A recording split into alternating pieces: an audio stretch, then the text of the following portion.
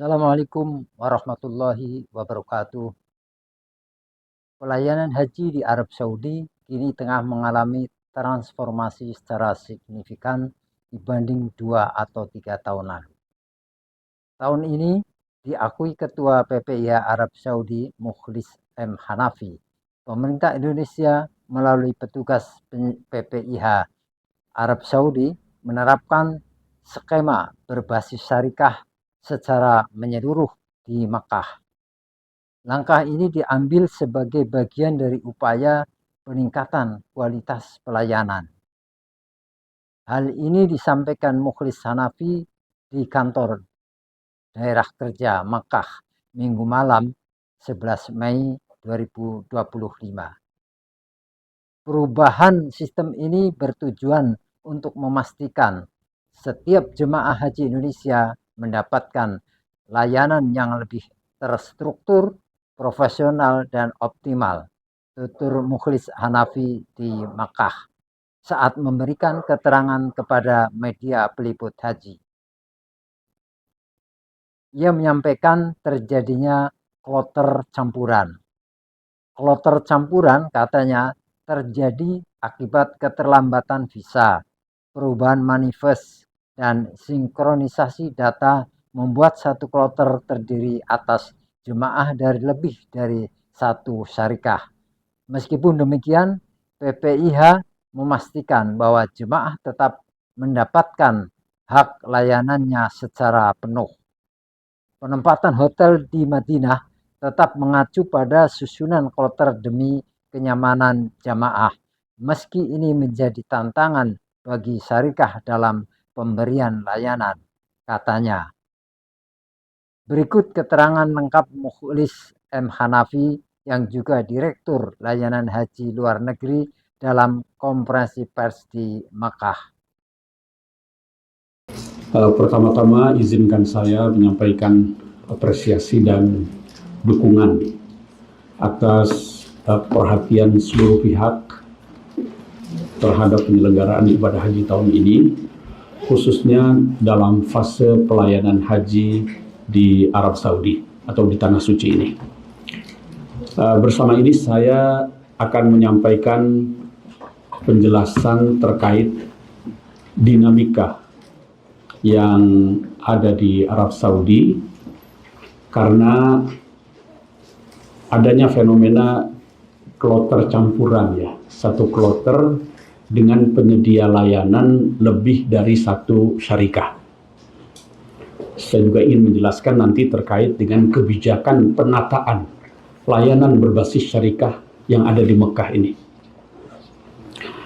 Penjelasan ini saya sampaikan agar informasi yang berkembang di masyarakat itu tetap utuh, akurat, dan yang terpenting tidak menimbulkan kesalahpahaman.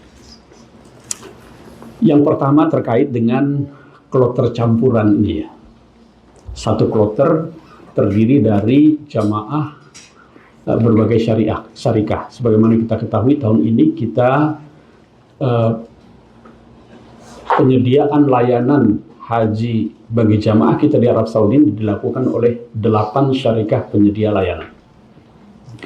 Idealnya, satu kloter itu ditangani oleh satu syarikah penyedia layanan. One kloter, one syarikah. Itu idealnya begitu. Namun karena sejumlah dinamika teknis ya menjelang keberangkatan seperti ya keterlambatan visa, perubahan manifest keberangkatan, serta sinkronisasi data penerbangan, ada beberapa kloter dengan jemaah yang berasal lebih dari satu syarikah. Ini tidak bisa dihindari. Untuk jamaah gelombang pertama yang tiba di Madinah sejak tanggal 2 Mei, itu penempatan hotel itu dilakukan berdasarkan susunan kloter yang berisi campuran jamaah dari beberapa syarikah. Jadi sesuai dengan kedatangan mereka dari Indonesia, itu di Madinah. Jadi pendekatannya kalau di Madinah itu bukan pengelompokan berdasarkan syarikah, masih berbasis kloter.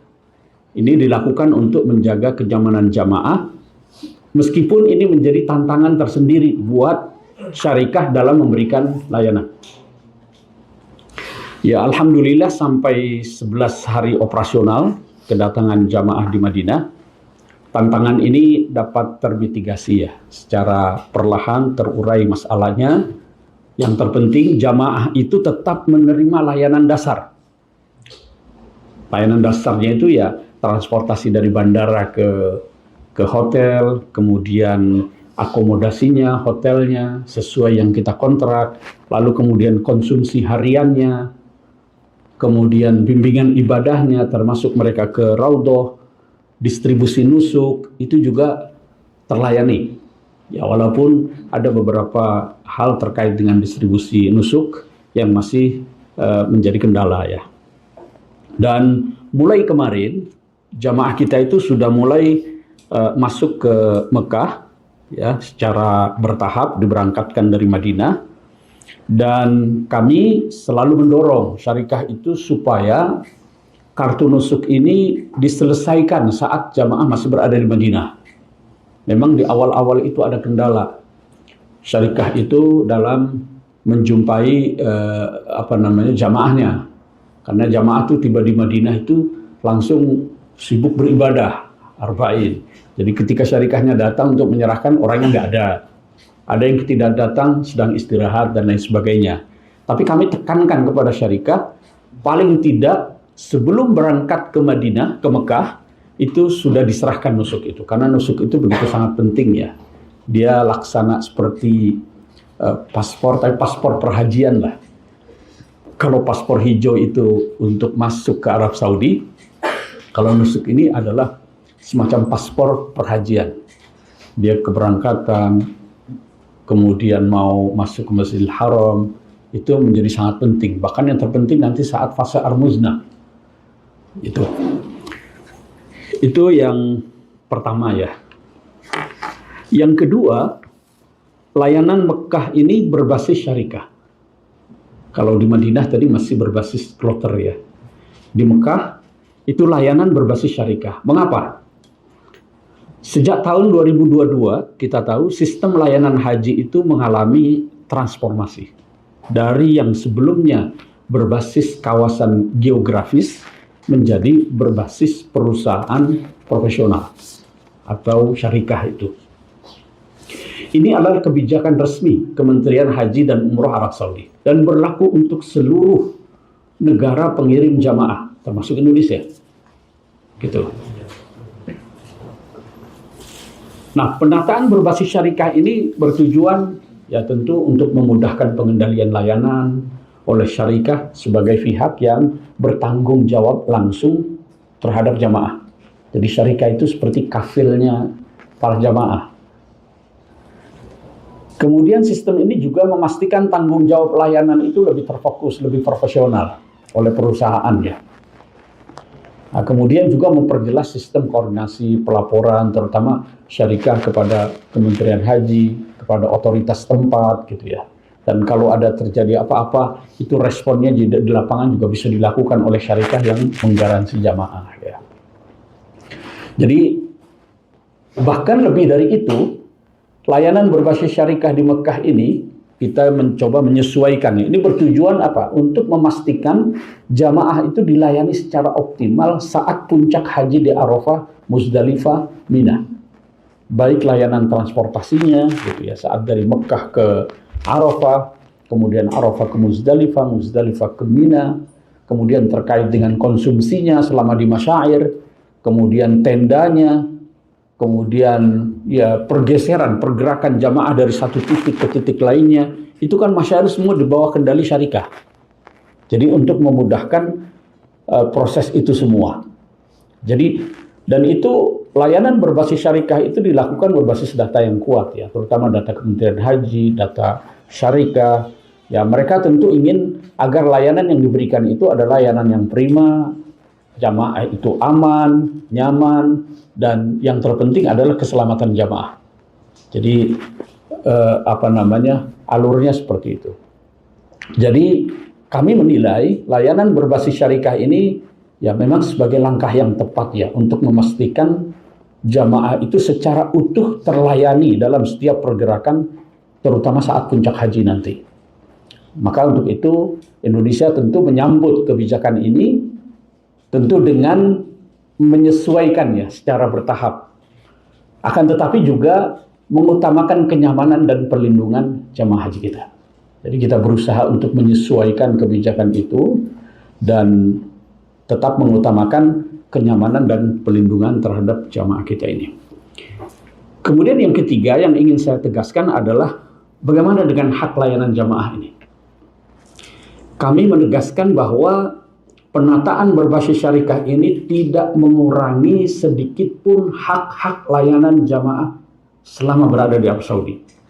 Jadi akomodasi yang ditempati, yang dinikmati itu yang sesuai kita kontrak ya. Konsumsi diberikan 3 kali sehari, di Madinah itu 27 kali, lalu kemudian di Mekah itu sebanyak 84 kali, nanti di Masyair Muqaddasah 15 kali, itu tetap diberikan. Kemudian transportasi ini juga kita layani, mulai dari bandara ke hotel, lalu kemudian dari Madinah ke Mekah, ya, kemudian di Mekah ini juga ada bus salawat yang mengantar mereka ke Masjidil Haram, nanti juga ke Masyair, itu tetap diberikan, tidak berkurang. Kemudian bimbingan ibadah juga mereka akan peroleh hak itu, terutama nanti pada fase puncak haji di Arafah, Muzdalifah, Mina. Jadi prinsipnya seluruh jamaah tetap mendapatkan hak layanannya, dan semua proses layanan itu diawasi langsung oleh PPIH Arab Saudi ini. Kemudian yang keempat, bagaimana skema kepulangan jamaah nanti? Itu kan dari fase di Mekahnya ya, kemudian di Al-Muznahnya yang berbasis syarikat. Bagaimana saat kepulangan? Nah, meskipun selama di Mekah itu jamaah dikelompokkan berdasarkan syarikat, kepulangan seluruh jamaah tetap menggunakan format kloter sebagaimana saat kedatangan. Jadi mereka nanti akan dikumpulkan lagi. Ini tentu skema kepulangan berbasis kloter ini penting karena pertama ya, ini kan kepentingannya untuk menjaga integrasi data imigrasi, keabsahan manifestnya, gitu ya. Kemudian tiketnya juga kan pulang perginya itu sudah disediakan. Ini juga penting untuk memastikan kelancaran proses saat check-in, saat penerbangan, dan seterusnya. Kita harapkan juga ini kembali memberikan kenyamanan kepada jamaah, terutama mereka yang sejak awal itu berangkat dalam satu rombongan, gitu ya. Jadi kalau pulang bareng itu kan secara psikologis mereka bisa lebih nyaman lagi, bawa oleh-olehnya, pulang bersama-sama, gitu ya. Mudah-mudahan kembali ceria dengan senyumannya. Nah, dari semua penjelasan ini saya ingin menyampaikan pesan bahwa pertama ya, karena layanan di Mekah ini berbasis syarikat, maka konsekuensinya penempatan jamaah di hotel juga disesuaikan berdasarkan syarikat penyedia layanan. Hal ini sekali lagi tidak mengurangi layanan jamaah, baik dari aspek kualitas maupun kuantitas.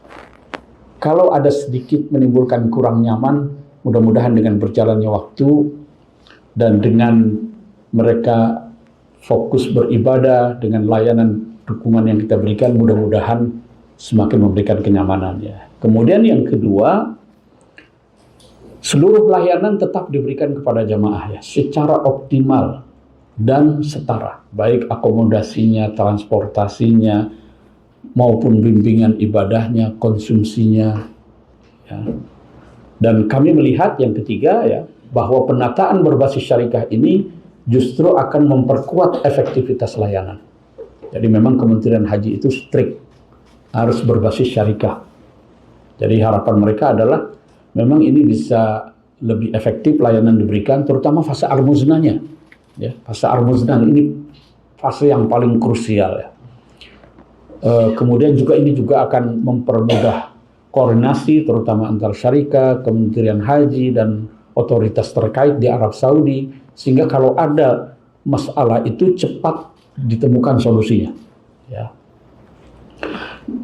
Ini saya kira beberapa hal penting yang perlu saya sampaikan, dan sebagai penutup kami mengajak seluruh pihak ya, khususnya para petugas, mitra syarikah kita dan juga seluruh jamaah ya, untuk menjaga komunikasi yang solid dan konsisten ya. Terutama para jamaah kita datang ke sini kan untuk beribadah. Kita harapkan mereka lebih fokus dalam beribadah, khusyuk, dan kita juga berharap ya agar tidak menyebarkan informasi yang belum terverifikasi. Ya. Kami yakin insya Allah dengan sinergi dan kerjasama yang baik, penyelenggaraan haji tahun ini dengan segala dinamika yang ada, insya Allah mudah-mudahan akan berlangsung dengan lancar, aman, tertib, dan penuh keberkahan insya Allah. Kita semua hanya berikhtiar melayani tamu-tamu Allah. Tentu yang punya tamu itu punya kehendak yang mudah-mudahan ya, kita yang berkhidmat ini bisa menjalankan sesuai dengan kehendak yang punya tamu itu. Gitu. Itu saya kira hal-hal yang perlu saya sampaikan pada kesempatan malam hari ini. Sekali lagi saya ucapkan terima kasih pada teman-teman sekalian. Assalamualaikum warahmatullahi wabarakatuh.